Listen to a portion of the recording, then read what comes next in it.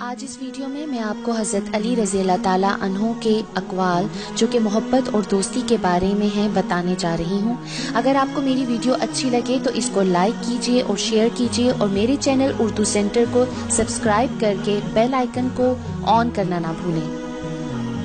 حضرت علی رضی اللہ تعالیٰ عنہ فرماتے ہیں، محبت سب سے کرو لیکن اس سے اور بھی زیادہ کرو جس کے دل میں تمہارے لیے تم سے بھی زیادہ محبت ہے۔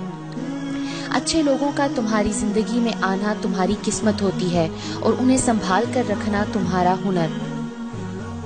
اپنوں کو ہمیشہ اپنے ہونے کا احساس دلاؤ، ورنہ وقت آپ کے اپنوں کو آپ کے بغیر جینا سکھا دے گا۔ زندگی کے ہر موڑ پر صلح کرنا سیکھو، کیونکہ جھکتا وہی ہے جس میں جان ہوتی ہے اور اکڑنا تو مردے کی پہچان ہوتی ہے۔ جس کو تم سے سچی محبت ہوگی وہ تم کو فضول اور ناجائز کاموں سے روکے گا۔ لوگوں کے عیبوں سے اس طرح غافل ہو جاؤ جیسے سوتے وقت تم سے دنیا غافل ہو جاتی ہے۔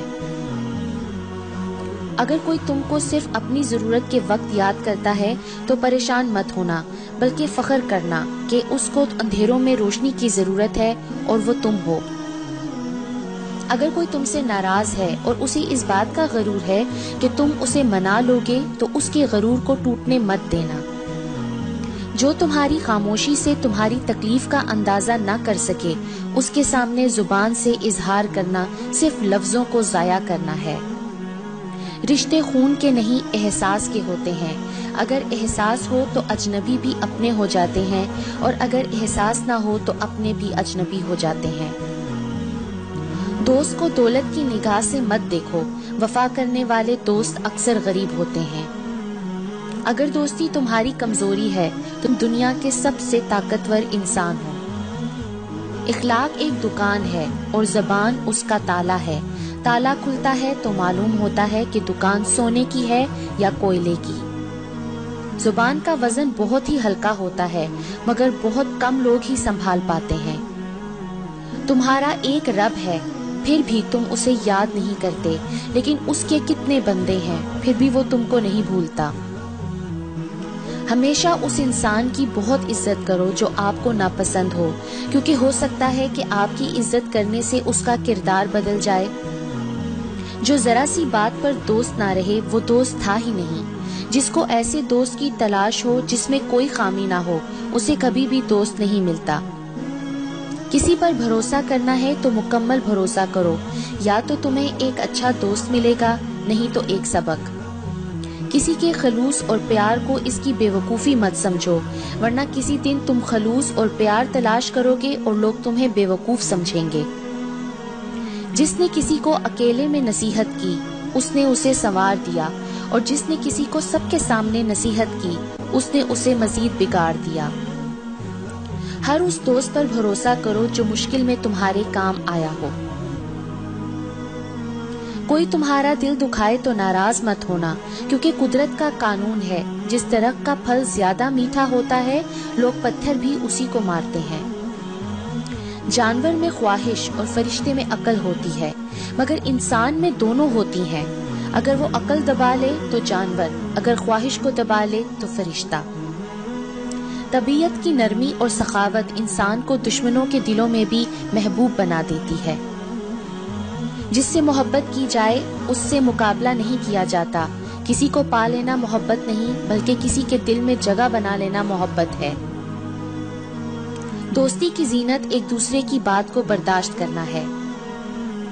اس سے ضرور معافی مانگو جسے تم چاہتے ہو، اسے مت چھوڑو جو تمہیں چاہتا ہے، اس سے کچھ نہ چھپاؤ جو تم پر اعتبار کرتا ہے۔